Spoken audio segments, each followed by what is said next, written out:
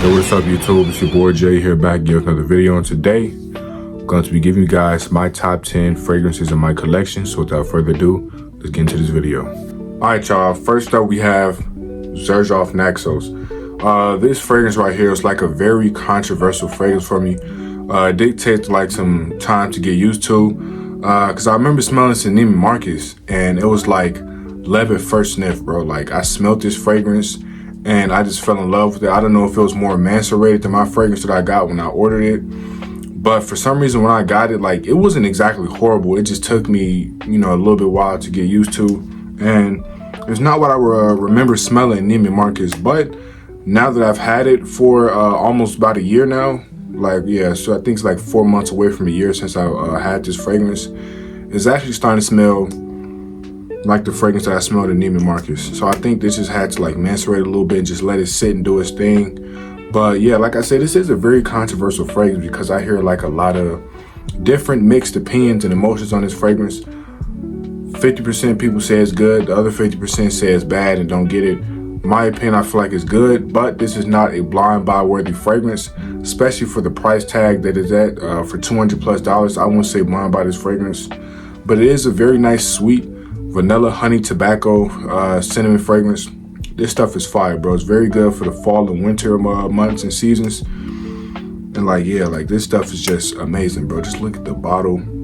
The packaging is like very amazing, actually. And man, I just fell in love with this stuff. The longevity, amazing. Projection, amazing. This stuff lasts weeks on clothes, bro. And on skin, it lasted easily 12+ hours. Yeah, that's really all much I got to say about this fragrance. No bad comments on it, only positive. Let's get into the next fragrance.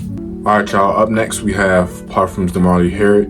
This one right here is actually my first real PDM fragrance right here. It's like a sweet, smooth tobacco vanilla scent. It's perfect for the fall and winter times, so if you like more like those masculine scents, but you still want something sweet and seductive, this one right here is perfect. And I think I picked up a deal on this for around $170 or $160, somewhere between that price range on oil fragrance.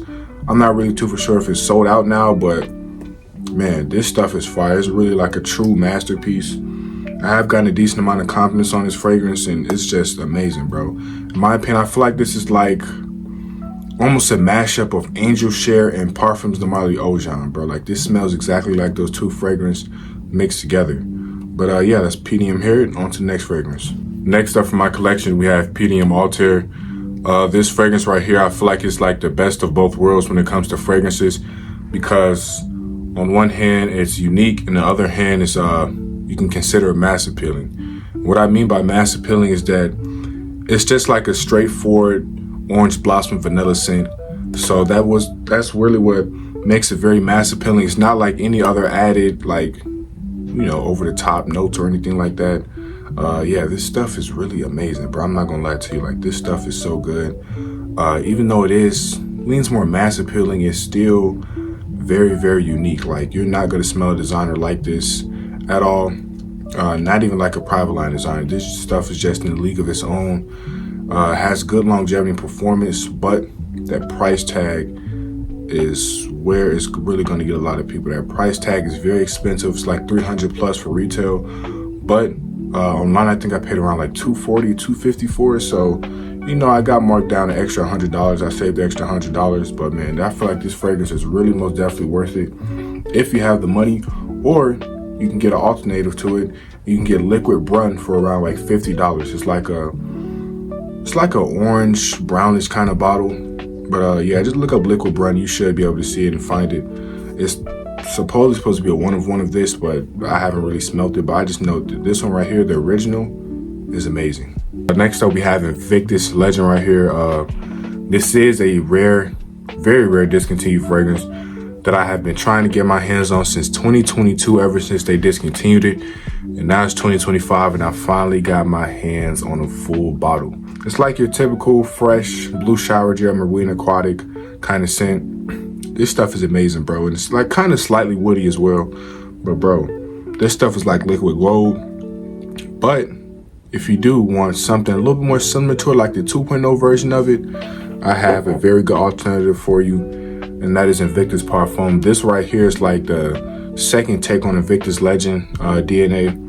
But this one right here is a little bit more soapier and muskier. But this stuff is still fire regardless. I feel like it's one of the best Invictus in the whole line. But this one right here is the best of all time. Like this stuff, like you just can't beat it, bro. Like I feel like you'll never be able to beat the original. No matter how good the copy is, you know, the copy can be good, almost a one-on-one, but you can never beat the original. So in my opinion, I'm always gonna have the original, but I always use it as a backup as well since it's very close to the DNA. But yeah, man, these two fragrances right here are fire. Up next, we have JPG LeBeau EDT. Sweet fragrances like this, sweet tropical coconut vanilla scents like this, I get a lot of compliments from women, and especially like in the summertime, where I feel like this fragrance really shines because, you know, the heat, it allows your fragrance to project more off your skin, and this stuff is fire. The only downside is the performance. It lasts around 6 hours, but I mean, that's okay. You know, it's decent. You can always have a little travel atomizer on you, but I still feel like this stuff's most definitely worth it, especially for the summertime. Next up, we have YSL IDP. This stuff is really a true amazing masterpiece. I feel like it's better than Blue de Chanel and Dior Sauvage. I feel like this one has a little bit more character to it, other than, you know, like I said, Blue de Chanel and Dior Sauvage. Those are also two good daily driver fragrances. Like I said, this one just has more of a better unique mix, but also mass appealing. It's a very good blue shower gel, aquatic kind of scent with some apple. This stuff is fire. All right, guys, next up we have Bond number 9 Nomad. What it smells like, this stuff right here is a perfect mix of oud, sweetness, fruitiness, almost like a floral essence to it, in my opinion. But man, this stuff right here is just a masterpiece. And then it dries down into like a warm amber vanilla sandalwood scent. Like, oh my goodness, bro. Now, it does lean slightly feminine, but if you're one of those people who's still very comfortable in their masculinity and don't really care what other people got to say with their opinions, I feel like this is most definitely a very good fragrance. I still feel like a man can pull this off. But I do like to layer it with something else, and those are gonna be the next two fragrances. And last fragrance I'm gonna show you guys for this video in my collection. But man, this stuff right here is fire in the bottle. It's just amazing, bro. This one right here, I feel like you're bound to get more confidence from women with this fragrance other than men, because like I said, it does lean a little bit slight feminine, but you can still rock and pull off if you want to. So yeah, Bond number 9 Nomad, on to the next. Guys, I actually lied. I actually gonna do 3 more fragrances rather than 2 because there's just so many fragrances in my collection that I love and I feel like are so good. But first up, just to go through these right quick, we have Citizen Jack Absolute. This is from the house of Michael Malal. I feel like Michael Malal is a very underrated house. Hardly anybody ever talks about it. But they have some pretty good gems in this brand right here, especially for good signatures. Citizen Jack Absolute is like your sweet, fruity, melon kind of scent. This stuff is fire. Sweet, fruity, tropical vanilla scent. This stuff is amazing. Next up, we have Ocean Noir. This is another very good, versatile daily scent. It has some coconut and vanilla in it, which to my surprise was actually crazy. I couldn't believe it had coconut and vanilla. Like, that was crazy. But it's not like a very heavy, dense coconut and vanilla. It's like a very light and airy, sweet kind of fragrance, if you know what I'm saying. And then in the mix, it has like a blue shower gel aquatic kind of feel to it. Just like YSL IDP, Blue de Chanel, and Dior Sauvage. But it has a little bit more sweetness to it than the other ones. Then next up, my favorite spring / summer staple piece of my collection, other than Greenlee, which I'm going to be doing unboxing soon on. But we have Initio Must Therapy.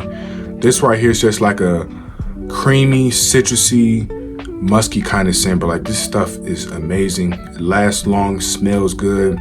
On a man or a woman, like this stuff is fire, bro. And it's just one of the best signature scents as far as for spring and summertime in my collection. All right, you all, that is going to wrap it up for this video. If you guys enjoyed, make sure to like, comment, subscribe.